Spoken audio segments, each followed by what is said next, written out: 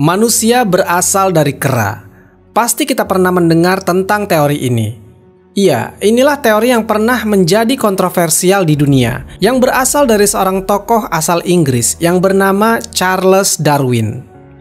Berdasarkan teori ini, bisa menggiring manusia untuk tidak mempercayai adanya Tuhan sebagai pencipta manusia. Banyak memang yang tidak setuju tentang teori ini, tapi banyak juga beberapa orang yang menganggap bahwa Darwin adalah orang yang jenius, dan teori-teorinya tentang evolusi makhluk hidup cukup masuk akal. Namun tahukah kalian, Charles Darwin yang terkenal jenius ini, di akhir kisah hidupnya, dia memiliki rasa penasaran yang tak pernah terjawab oleh logikanya sendiri, dan bahkan terbawa sampai dia mati, yaitu tentang bagaimana burung merak bisa tercipta dengan begitu indahnya.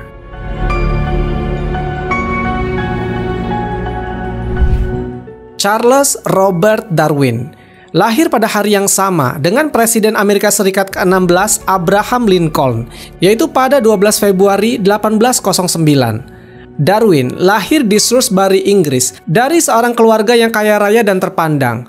Keluarganya memang mencintai eksplorasi alam. Ayah Darwin yang bernama Robert Waring Darwin merupakan seorang dokter, dan kakeknya yang bernama Erasmus Darwin adalah seorang ahli botani yang terkenal pada masa itu.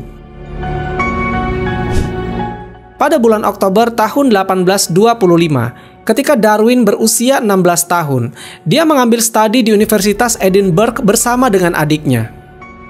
2 tahun kemudian, dia menjadi mahasiswa di Christ's College di Cambridge untuk belajar teologi. Ayahnya mengharapkan dia mengikuti jejaknya menjadi seorang dokter medis, tapi baru melihat darah saja, Darwin sudah muntah.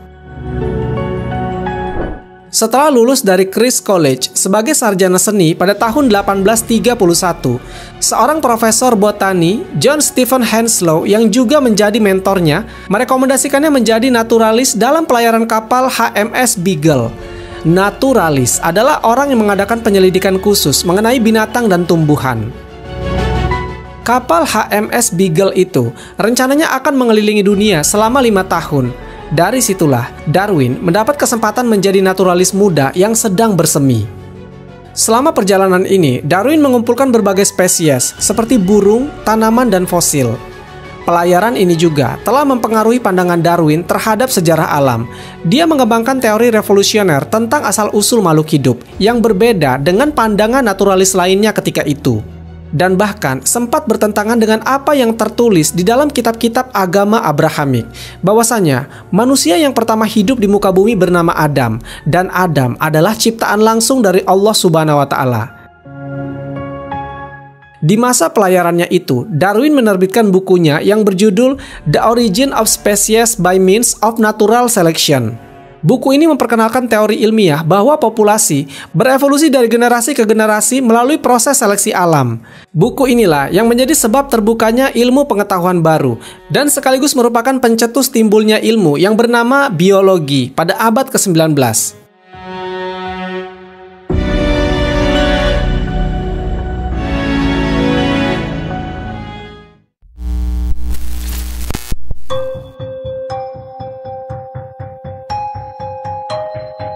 Teori kontroversial tentang asal-usul makhluk hidup muncul dari hasil pengamatannya terhadap kehidupan macam-macam burung finch yang ada di Kepulauan Galapagos. Dari hasil pengamatannya itu, kemudian Darwin berpendapat bahwa spesies yang hidup sekarang berasal dari spesies yang pernah hidup di masa lalu, dan semua evolusi yang pernah terjadi diakibatkan karena adanya seleksi alam. Seleksi alam dalam teori Darwin ini mengandung arti bahwa makhluk hidup yang tidak mampu beradaptasi dengan lingkungannya lama-kelamaan akan punah. Yang tertinggal hanyalah mereka yang mampu beradaptasi dengan lingkungannya. Maksudnya, hanya makhluk yang kuat yang mampu bertahan hidup. Teori evolusi yang dikemukakan oleh Charles Darwin pada dasarnya mengacu pada 2 kata kunci, yaitu evolusi dan seleksi alam. Evolusi merupakan proses berubahnya makhluk hidup secara perlahan-lahan dalam jangka waktu yang sangat lama, sehingga menghasilkan spesies baru.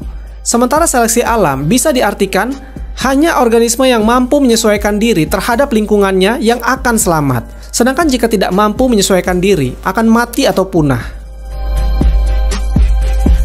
Sebenarnya tidak ada yang salah dalam teorinya ini. Bahkan memang benar kalau misalnya jerapah memiliki leher yang panjang agar bisa memakan dedaunan di pohon yang tinggi. Sedangkan hewan lain yang tidak mampu memakan daun yang ada di atas pohon akan mati karena tidak ada makanan. Dan jerapah tetap hidup karena postur tubuhnya mendukung untuk dia mencari makan. Namun ketika pada tahun 1871, Darwin menerbitkan buku keduanya yang berjudul The Descent of Man, di mana dia secara eksplisit memperluas teori seleksi alamnya ke asal-usul spesies manusia berdasarkan kesamaan antara manusia dan kera antropoid. Dia berpendapat bahwa manusia dan kera adalah sepupu, turun dari nenek moyang yang sama. Dari sinilah terjadi penolakan dari beberapa ilmuwan lainnya. Mereka tidak sependapat dengan apa yang dikemukakan Darwin. Terlebih lagi, waktu itu tidak ada bukti arkeologis yang bisa menguatkan pendapat dari Darwin ini. Berdasarkan teori Darwin ini, ada beberapa penemuan fosil manusia purba yang mirip kera atau gorila yang ditemukan di beberapa tempat, salah satunya yaitu di Indonesia. Misalnya saja Pithecanthropus erectus yang ditemukan oleh Eugene Du Bois di desa Trinil, Jawa Timur. Kerangka ini bentuknya sangat aneh, tidak mirip manusia, tidak pula mirip dengan hewan lainnya. Kemudian ada sekitar 6 temuan fosil manusia purba di tempat lainnya di Indonesia dengan bentuk yang berbeda-beda. Dari hasil temuannya ini, para ilmuwan ingin membuktikan bahwa apa yang dikatakan Darwin adalah benar, bahwasanya manusia adalah hasil akhir dari kera. Dan bahkan temuan-temuan kerangka manusia purba ini pernah masuk kurikulum pelajaran sekolah-sekolah di Indonesia. Di dalam bukunya, Darwin sering menghubungkan antara binatang satu dengan binatang lainnya. Misalnya hewan-hewan yang ada di udara seperti spesies burung berasal dari hewan-hewan di daratan. Jadi dicarilah burung yang mirip dengan hewan darat, lalu dihubung-hubungkan. Kebanyakan hewan-hewan seperti kadal. Di buku tersebut diberikan gambaran bagaimana nantinya kadal ini berevolusi sehingga keluar sepasang sayap dan terbang, maka jadilah burung. Kadal ini digambarkan berasal dari hewan air. Seekor ikan yang digambarkan rontok sisiknya, lalu muncul keempat kakinya dan keluar dari air, sehingga jadilah hewan kadal. Dan Darwin juga berkesimpulan bahwa beberapa komponen di alam semesta tidak ada asalnya, di antaranya adalah tanah, api, dan air. Pada intinya, Charles Darwin ingin menghilangkan peran Tuhan dalam penciptaan, sehingga manusia tidak perlu percaya akan adanya Tuhan, dan beranggapan bahwa semua yang ada di alam semesta ini terjadi begitu saja tanpa ada yang menciptakan. Teori Darwin mengatakan bahwa bulu-bulu burung merupakan evolusi dari sisik-sisik reptil. Kaum evolusionis mempercayai bahwa nenek moyang semua burung adalah reptil. Namun ada satu jenis spesies yang membuat Darwin bingung, yaitu burung merak. Burung cantik dengan pola bulu yang mempesona, berwarna-warni, dan postur tubuh yang terlihat anggun. Jadi pada suatu hari ketika Darwin akan mengajar, di perjalanan dia melihat seekor burung merak yang sedang lewat di depannya. Burung merak itu mengepakkan sayap indahnya di depan Darwin. Darwin takjub melihat keindahan bulu burung tersebut. Melihat burung merak yang indah itu membuat Darwin bingung dan bertanya-tanya. Karena mau dibilang burung, dia tidak terbang. Mau dibilang hewan darat, tapi bersayap. Darwin tidak bisa menentukan burung merak ini berasal dari hewan apa. Susunan pola bulunya begitu rumit, sehingga tidak ada satupun hewan yang cocok untuk dihubungkan dengan burung merak ini. Darwin sempat beranggapan bahwa bulu burung merak terbentuk secara kebetulan. Tetapi ia terlalu cantik sehingga membuat orang sulit menerima bahwa ia terbentuk secara kebetulan. Teka-teki tentang burung merak inilah yang terbawa sepanjang hidupnya, sehingga Darwin pernah berkata, tentang apa yang terdapat pada bulu burung merak, setiap kali saya melihatnya, hal itu membuat saya pening. Akhirnya, sampai Darwin meninggal, dia tidak tahu dari mana asalnya burung merak ini. Dan dia pernah mengatakan, saya terus muak karena melihat burung merak, karena saya tidak tahu dari mana asalnya.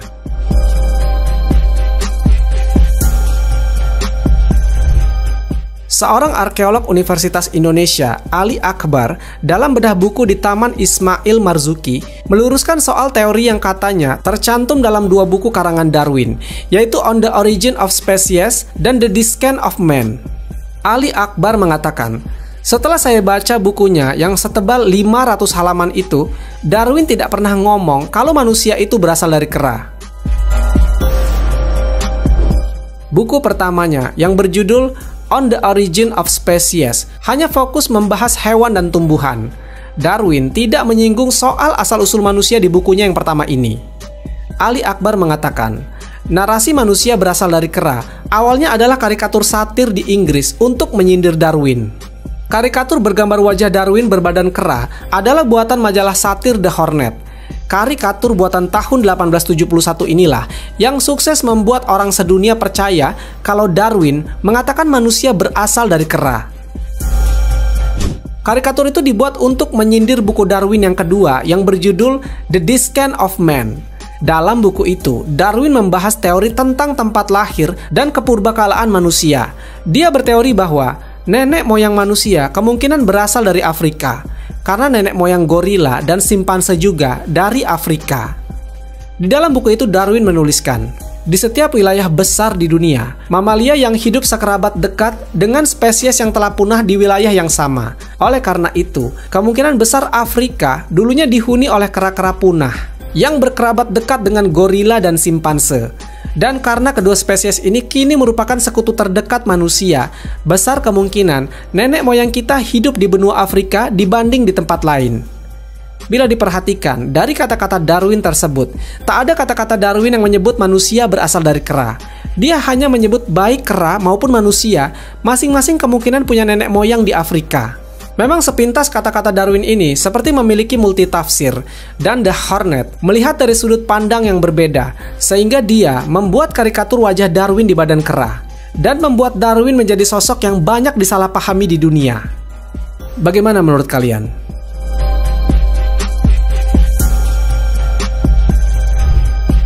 Wallahu a'lam bishawab. Semoga kisah ini bermanfaat. Lebih dan kurangnya mohon dimaafkan.